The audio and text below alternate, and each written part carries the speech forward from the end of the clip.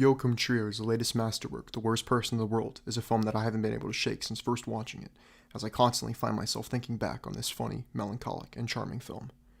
It has a simple premise. The film follows 4 years in the life of a young woman named Julie, showing her navigating the treacherous waters of love and zeroing in on her search for meaning in life. Trier chooses to fragment Julie's story into 12 distinct chapters in which we see her relationships and path in life ebb and flow. Watching a woman completely struck with indecision in a constantly evolving modern world where nothing goes as planned. Her vocational goals and love life are continually shifting, and not a moment goes by without her battling what she wants her future to look like.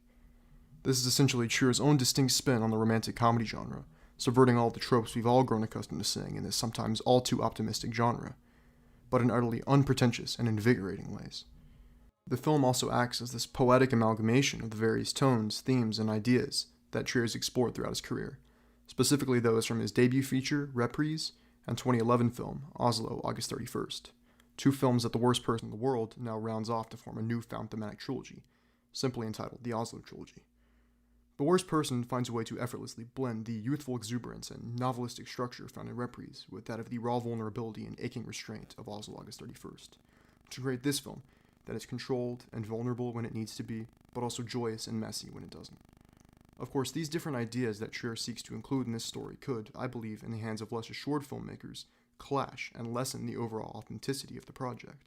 However, in the hands of a master filmmaker like Joachim Trier and his brilliant writing partner Eskil Vogt, everything works so seamlessly and every frame bursts with energy and passion. While Trier and Vogt are most definitely the engineers behind most of this, the genius work of Renate Reinsve cannot be understated in this revelatory lead performance as Julie. It's a true star-making turn for Reinsve, who finds a way to be darkly comedic, to charm, and to break your heart all in one go.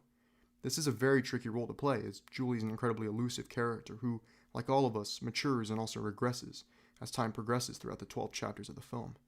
Yet, Reinsve balances all of these elements so gracefully, making for a deeply human character that audiences can connect with on a visceral level. Her chemistry with the incomparable Danielsen Lie is just the cherry on top. Because Julie's relationship with Danielsen Lie's Axel is at the center of this film, if their dynamic doesn't work, then the film most definitely wouldn't work either. But I bought every second of their affection toward one another, and also felt their brewing frustrations toward one another as well, without the drama of it all ever feeling hokey or melodramatic.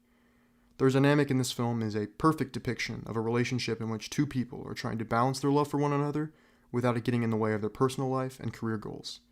This relationship between Julie and Axel is incredibly multifaceted, and constantly shifts throughout the film, particularly in the 3rd act. Yet both of them remain truly grounded, and by the end, they will have crafted a dynamic that will ring true to many audience members and will undoubtedly move you. Plus, as Herbert Nordrum's character enters the mix, it makes for a trio that is truly messy and unpredictable, but authentic. The Worst Person in the World also has 2 of my favorite sequences of the year that almost can be viewed as fantastical set pieces of sorts when compared to the deeply humanist nature of the scenes surrounding them. These are highly stylized sequences that could easily take some viewers out of the film, but for me, they instead elegantly bring to life a character's feelings at a particular moment in time. They are truly awe-inspiring moments that I continue to look back on with joy, and just a couple moments that make this film a truly special experience that toys with the cinematic form in exciting ways. But I guess this shouldn't come as a surprise, as this film is, like everything else Joachim has made in the past, deeply truthful and committed to exploring its themes with nuance and empathy.